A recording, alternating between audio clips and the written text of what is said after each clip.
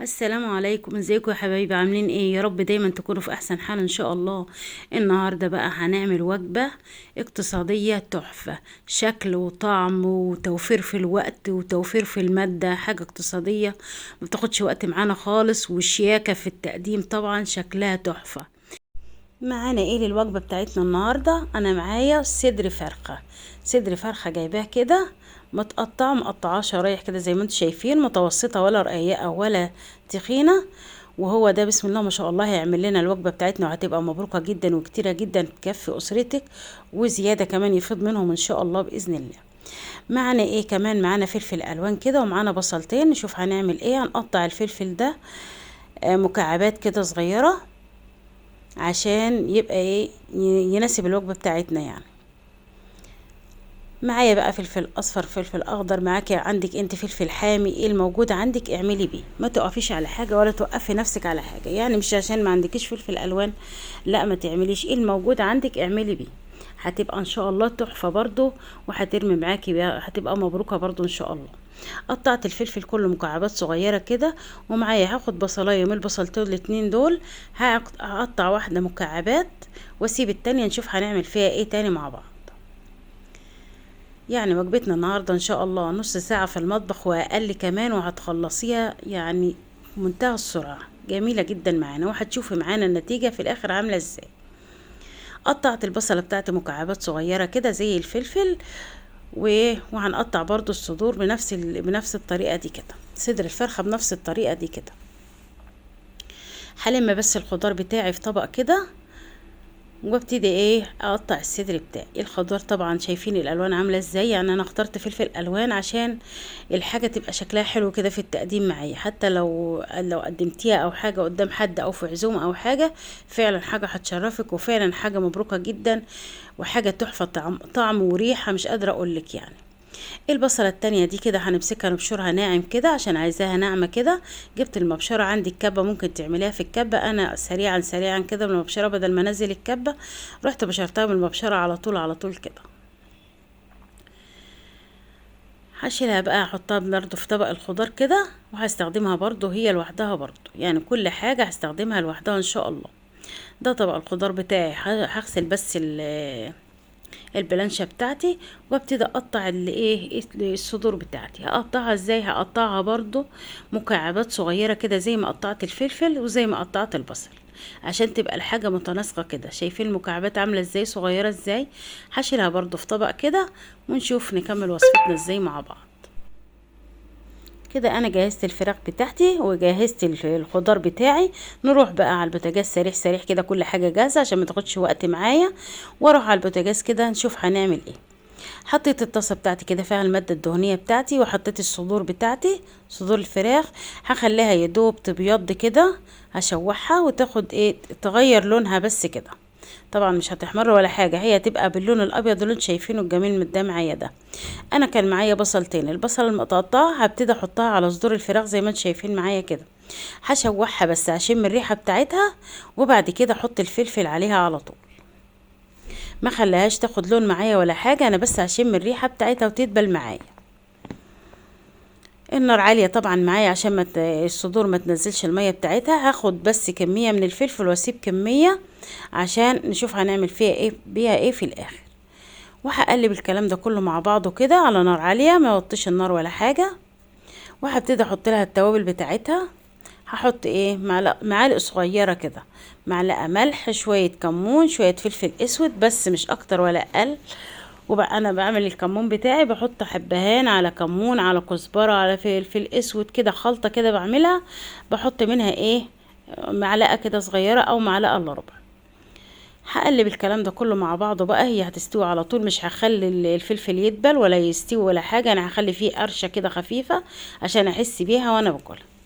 خلاص شلت الخضار ده كله على بعضه، جبت طاسة تانية وهعمل ايه، هحط البصلية الناعمة بقى فيها، وهخليها تاخد لون معايا.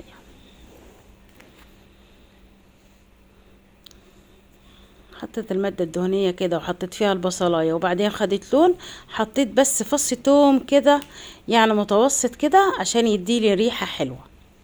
يديني ريحه. هو ما بأثرش في الطعم قوي، بس مديني ريحه حلوه قوي قوي وانا بحمر البصلايه بالفص التوم اللي انا حطيته ده. هبتدي كده خدت لون معايا. بعدين انا بشر طماطمايه كده حطيتها عليها بالشكل ده كده، وهحط عليها كمان معلقه صلصه. يعني حطيت بشر طماطمايه كبيره قيمه نص كوبايه بس كده، وحطيت عليها معلقه صلصه. هقلب الكلام ده كله مع بعض، واحط التتبيله بتاعته برضه، واحط ملح وكمون وفلفل اسود، واقلب الكلام ده كله مع بعض.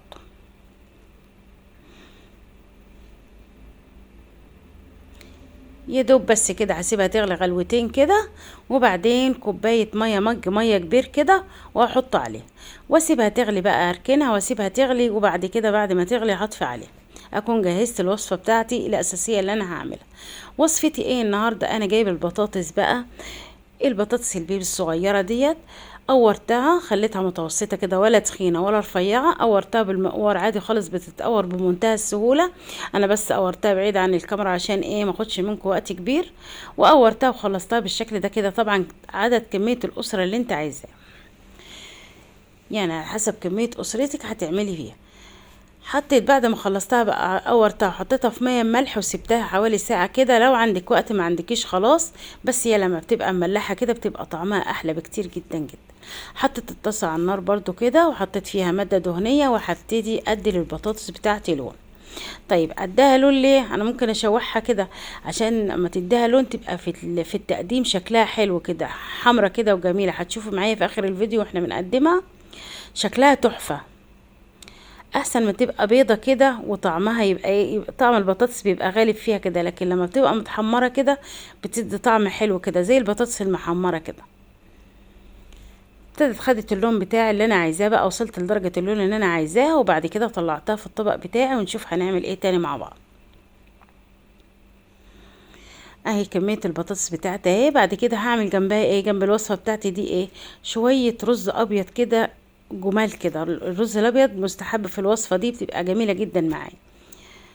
هبتدي بقى، حطيت المادة الدهنية بتاعتي، وحطيت كوبايتين رز غسلتهم وصفيتهم كويس، وبقلب فيهم كده او بشوح فيهم كده. على ما حطيت شوية ملح عليهم، وغلفتهم بالمادة الدهنية كويس جدا جدا. يعني انا مسرعة الفيديو، لا انت هتغيبي شوية على ما تشوحهم في المادة الدهنية، بس انا عشان مسرعة الفيديو فما خدش وقت معايا. فانت هتغلفيه كويس جدا جدا بالمادة الدهنية بتاعتك، وبعد كده مية مغلية وتزوديه. طبعا عارفين ان كوباية الرز المصري بتاخد كوباية مية. هتغلي ميه على قده، وبعدين ايه تحطوا تزودوهم زي ما انت شفتي كده معايا بقى. القلب بتاع البطاطس ده، جبت الطاجن بتاعي والقلب بتاع البطاطس بتاعي ده بقى فرشته كده في قلب الطاجن. والخلطه بتاعتي دي خلطه الفراخ اللي انا عملتها، شايفين عامله كميه قد ايه؟ ما شاء الله. هيتبقى منها كمان. هبتدي بقى احشي البطاطس بتاعتي. هي ممكن تحشيها لحمه مفرومه، بس جربيها بقى بالفراخ هتفرق معاك. هتحسي ان انت ما اكلتيش بطاطس قبل كده. جربيها بالفراخ كده مش باللحمه المفرومه، تحفه، طعمها تحفه. بس اكبسها كويس جدا عشان قطع الفراخ بتاعتي تنزل فيها من تحت، ما يبقاش فيه فراغات في البطاطسيه بتاعتي. هحشيها بالشكل ده كده. وصفه النهارده تحفه. بس يا رب بقى لو عجبتكم الوصفه ما تنسونيش في اللايك والاشتراك في القناه، وكومنت حلوه كده زيكم كده. انا خلصت الكميه بتاعتي كلها، شايفين لونها احمر ازاي وجميله. خلصت الكميه بتاعتي كلها كده، وبقى كمان من الخلطه الفراخ بتاعتي. خلطه الصلصه بقى اللي انا عملتها، هبتدي في الفراغات كده بقى هزود الكوبايه كلها احطها عليها، عشان البطاطس تكمل السوا بتاعي من الصلصه بتاعتي دي. تكمل السوا بتاعها تكمل السوا بتاعها من ايه؟ من الصلصه دي تسويها ان شاء الله. دي اللي باقي بقى من الايه؟ من الفراخ. ممكن تعمل كمان نص الكميه دي في حالتين بقى. ممكن تعملي الحركه دي في حالتين. ممكن تعملي بشاميل وتحطيه عليها، بس انا بصراحه كان عندي شويه جبنه استسهلت الموضوع، ما عملتش بشاميل ولا حاجه.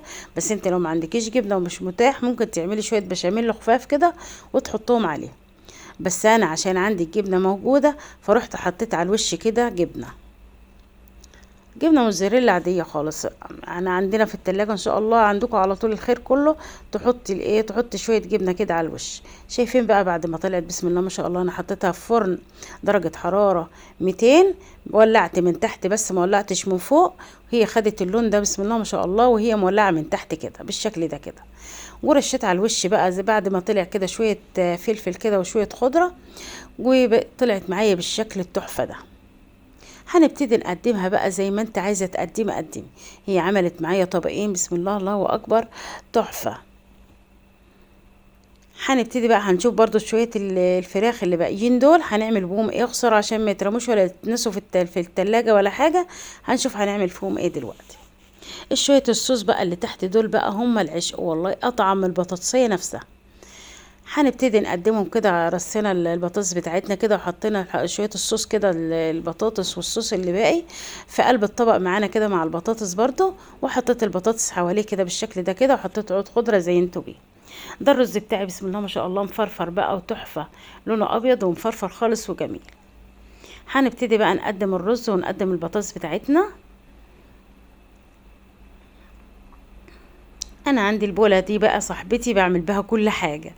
عملت لكم بقى الفورمه بتاعه الكشري الاسكندراني.